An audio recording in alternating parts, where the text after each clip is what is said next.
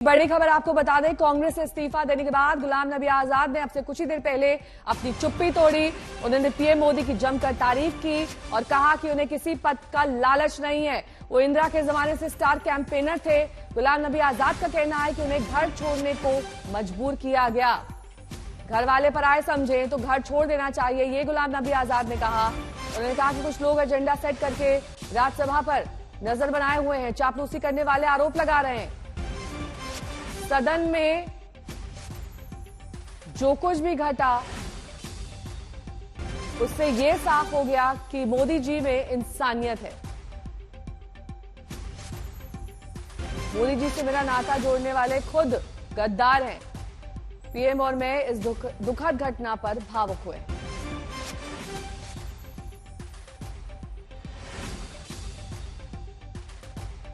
हमारे साथ है गुलाम नबी आजाद साहब। सर, सबसे पहले मुझे ये पूछना है आपसे कि 15 अगस्त को आप तिरंगा लेके चले और सबको लग रहा था कि सब ठीक है। उसके बाद 21 अगस्त को हमारी आपसे बातचीत हुई राजीव जी की समाधि पे, तब भी लगा ठीक है। फिर अचानक एक चिट्ठी आती है 5 पन्ने की, जिसमें बहुत ज्यादा मतलब कि तीखे शब्द थे। आखिर ऐसा हुआ क्या? कांग्रेस के प्रति श्रद्धा, कांग्रेस के प्रति श्रद्धा, लीडरों के प्रति श्रद्धा, इंदिरा गांधी, संजय गांधी, राजीव गांधी, सोनिया गांधी के प्रति भी श्रद्धा, उसको हमारे दिल से कोई निकाल सकता। हमारा जो सिद्धांत है, आइडियोलॉजी, उसको हमारे दिल से नहीं निकाल सकता। लेकिन जिस पार्टी में लीडरशिप हमारी कोई एक रिकमेंडेशन मानने के लिए तैयार नहीं है, जो कि रिकमेंडेशन पहले 100% मानी जाती थी, हमें घर बनाने के लिए तो नहीं माना, पैसे के लिए, पार्टी को बनाने के लिए बताया।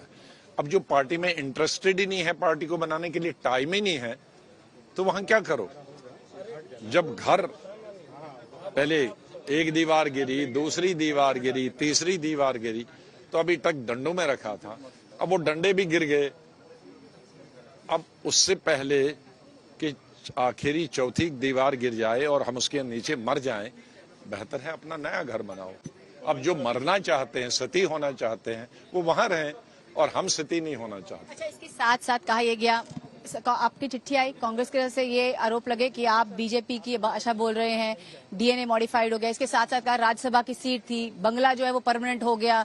इसको किस तरह काश अगर इनमें से भी किसी लीडर को 26 अटैक पंजाब में होते, 16 अटैक क्या कहते हैं कश्मीर में होते, वो घर से पेशाब करने के लिए भी नहीं निकलते है?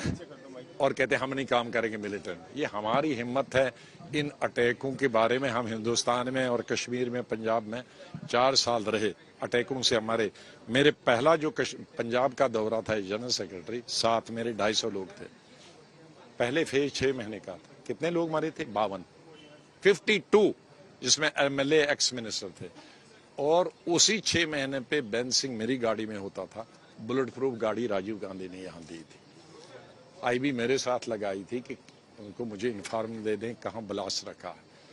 उस वजह से आईबी और बुलेट प्रूफ की वजह से हम पहले 6 महीने में तकरीबन 10 अटैक का बच गए, लेकिन हमारे 52 लोग नहीं बच पाए। ये इनको कभी अटैक हुआ, मच्छर ने काटा है, लेकिन कम से कम खुशी। अच्छा, मुझे Z+